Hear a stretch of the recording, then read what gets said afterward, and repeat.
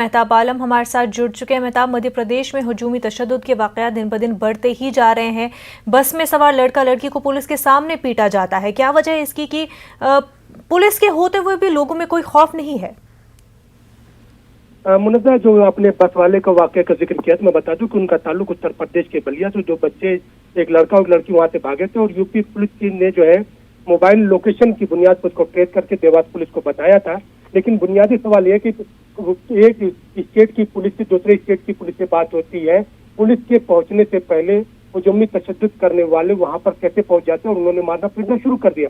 Police के सामने मारपीट होती है, सारा वीडियो दिखाई देता है। लेकिन पुलिस ने उस मामले में 18 लोगों के खिलाफ मामला दर्ज किया, जिसमें 3 लोग जो है नामजद है, बाकी 15 लोग नामालूम बताए जाते हैं। इस मामले पर वज़ीर दाखिला ने सख्त जो है कार्रवाई करने की जो है हिदायत दी है। और वहीं पर अगर हम इसकी जो है राजगढ़ के बलवतपुरा नरसिंहपुर की बात करें, जो रात में मामला पेश आया है, उसमें हुजूमी तशद्दुद सिर्फ नाम पूछकर पेश किया गया और साजिद कितनी चोट आई कि उसको भोपाल इलाज के लिए रिफर किया गया है। उसमें भोपाल एमएलए ने साफ तौर पर हुकूमत को मुर्द इल्जाम ठहराया। उनका कहना है कि जब तक हुकूमत के लोग जो है इस पर सख्त कार्रवाई नहीं करेंगे, कानून की बालादस्ती कायम नहीं होगी, तब तक इस तरह के मामले होते रहेंगे। तो सिर्फ अगर हम पिछले 22 अगस्त से बात करें, अब तक मध्य प्रदेश में 9 मामले ऐसे सामने आ चुके हैं। हुकूमत बातें कर रही है, कार्रवाई करने की बात की जा रही है, लेकिन ये मामले रुक नहीं रहे हैं। मुनज़्ज़ा, बिल्कुल महताब आलम, और जहां पर सियासी लीडरान के जो बयानात हैं वो ज़्यादातर लव जिहाद के रिलेटेड होते हैं, तो लोगों में भी जो है इन बयानात की वजह से इस तरह का गुस्सा आता है। लेकिन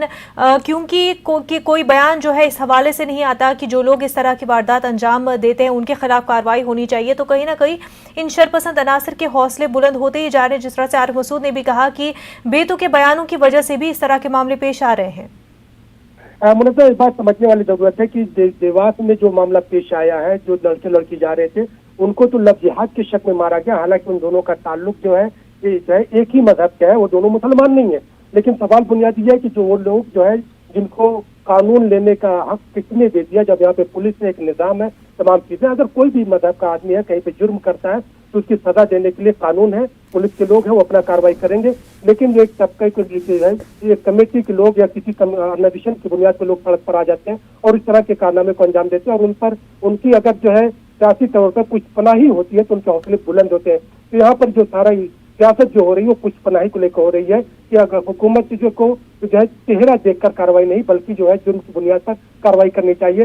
अगर देवास के मामले को जो लव जिहाद की शक उसमें अंजाम दिया गया, यहाँ पर 3 लोगों पर नामजद मामला दर्ज किया गया, क्योंकि वीडियो में सारे चेहरे दिखाई दे रहे हैं। लेकिन पुलिस ने 3 लोगों के खिलाफ ही मामला दर्ज किया, 15 लोगों को नामालूम मानते हुए मामला दर्ज किया गया। वहीं पर जो नरसिंहगढ़ राजगढ़ का जो मामला पेश आया बलवतपुरा का, उसमें भी 3 लोगों के खिलाफ मामला दर्ज किया गया, जिसमें 2 लोगों की गिरफ्तारी हुई है, बाकी एक लड़की जो है वो फरार भी बताया जा रहा है। पुलिस मामले में कार्रवाई करी, लेकिन यहाँ पर कानून की बालादस्ती को कायम करने की जरूरत है, और जब तक कानून की बालादस्ती कायम नहीं होगी, शरपसंद अनासर पर लगाम नहीं लगेगी। बिल्कुल महताब आलम, और जहाँ पर वज़ीर आला हो या फिर निरोत्तम मिश्रा हो, बयान तो देते हैं कि इन मामलों में सख्त कार्रवाई की जाएगी, लेकिन इन बयानों का भी कोई असर होता हुआ नहीं दिखाई दे रहा है। कार्रवाई भी सही से नहीं होती दिखाई दे रही है। वजह यही है कि बढ़ते ही जा रहे हैं हुजूमी तशद्दुद के वाक़यात। महताब आलम, बेहद शुक्रिया आपका।